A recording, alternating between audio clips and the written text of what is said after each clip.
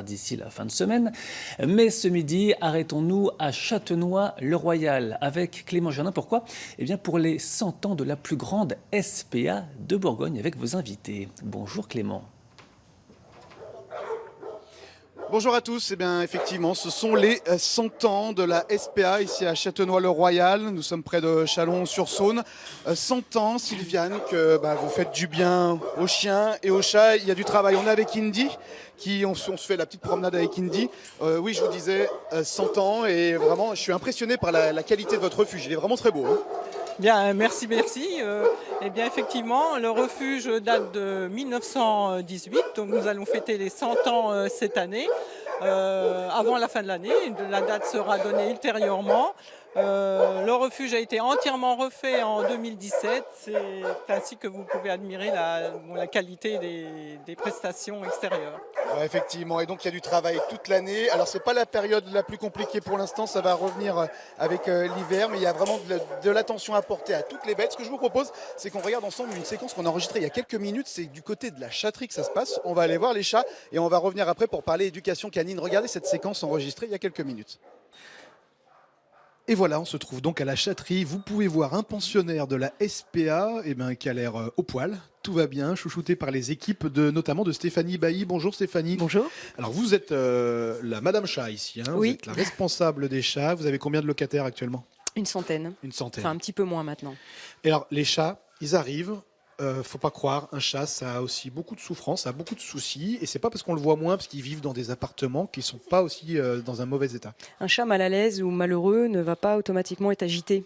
Il peut garder à l'intérieur, il peut être en déprime, il peut arrêter de manger, et ça va pas être visible, toujours visible, comme un chien qui sera très agité. Alors, on parlait de quelque chose, Stéphanie, ce qui est dingue, c'est qu'en 2018, la plupart des chats que vous récupérez, ils sont pas pucés, ils sont pas tracés, parce que c'est quoi ? C'est par fainéantise, et du coup, ça pose des problèmes, ça. Les gens n'identifient pas leurs chats. C'est vrai qu'on se retrouve ici avec les 3/4 des chats qui ont certainement des propriétaires, on le voit de par leur attitude, ce ne sont pas des chats sauvages, et qui sont jamais réclamés, jamais récupérés, et qui restent en refuge. Et ça, il faut vraiment dire aux gens qu'un chat, il faut s'en occuper, il faut le faire pucer. Il faut le faire pucer, identifier, il faut qu'il soit identifié absolument. Alors, dites donc, c'est étonnant parce que là, on est vraiment dans une ambiance tranquille. Les chats ne se battent pas entre eux, ils jouent calmement, mais ces chats-là, ils auront déjà passé 30 jours avant en quarantaine, dans des cages, parce qu'il faut d'abord être sûr que tout va bien. Lorsqu'ils arrivent, et puis il faut qu'on apprenne à les connaître également. Il y a tout le protocole des vaccins qui est mis en place également. Et puis il se passe un bon mois avant que les chats soient proposés à l'adoption. Ouais. Alors les chats qui passent entre les mains de ces bénévoles. Bonjour Sylvain. Oui, bonjour. Vous venez, pour proposer aux chats et aux chiens des séances de Reiki. Comme pour les humains. Exactement, comme pour les humains. Donc c'est une technique japonaise, une technique de soins japonaise qui travaille avec les mains uniquement. Donc ça demande une formation, ça se fait pas n'importe comment. Ça demande de faire le vide en soi pour pouvoir retrouver une forme de paix complète et pouvoir l'administrer aux animaux par les mains. Alors là, on voit les images, mais c'est pas des caresses comme n'importe qui fait des caresses à son chat. Hein. Voilà, donc on n'est pas du tout sur les caresses, on travaille sur tout le système, par exemple, de méridien au niveau des chiens, par exemple. Exactement la même chose que la médecine traditionnelle chinoise. On va travailler sur des points en particulier pour laisser cette énergie rentrer. On sait qu'on a des espaces pour entrer, ce qu'on appelle les chakras, et cette énergie va se transmettre et va pouvoir apporter de la paix, du calme et soigner des blessures. Et vous, effectivement, on se retrouve avec des animaux vraiment apaisés, ça se voit.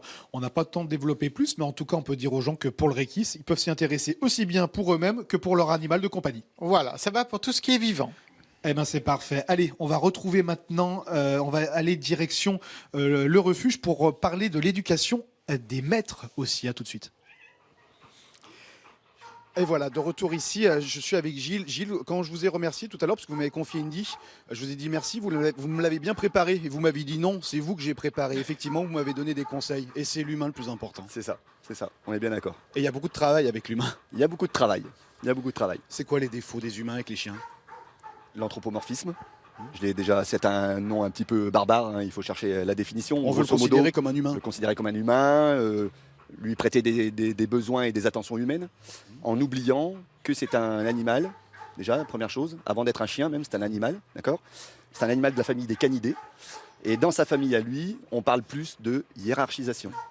Hiérarchie, obéissance, discipline. Et on peut parler de hiérarchie avec de l'amour. Bien sûr, Voilà, il n'y a c'est pas de violence, incompatible. la preuve. Vous voyez, depuis tout à l'heure, il est avec nous, Mais il est du coup, beaucoup plus vous calme. êtes éducateur, éthologue, vous travaillez à votre compte, mais donc vous travaillez avec l'SPA, vous êtes bénévole, Je et suis donc bénévole, l'SPA oui. vous appelle ici à Châtenois-le-Royal et vous les récupérez et dans un sale état. La plupart du temps, oui.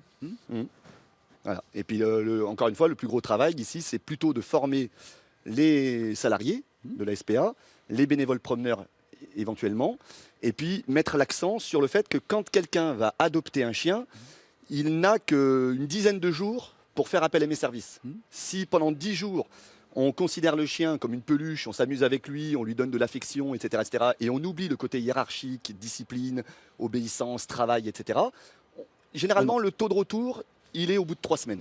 Les gens ramènent le chien à la SPA, malheureusement, parce qu'ils ont perdu le contrôle. On aura bien compris. En tout cas, Indy a été très très bien éduqué. Et puis moi aussi, merci à vous. Sylviane, en Si un je mot, pouvais on juste dit que rajouter une chose, on n'a pas le temps de sensibiliser sur la stérilisation. la stérilisation. Mâle, femelle, Effectivement. voilà. Tout animal qui n'a pas de but reproductif, il devrait être stérilisé. Et c'est pas un joujou, et ça fait pas partie de la famille, c'est à part, c'est pas l'enfant en plus. Sylviane, journée portes ouvertes le 12 et 13 octobre.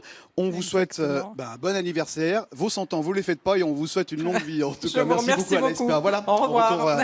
on vous laisse finir l'émission.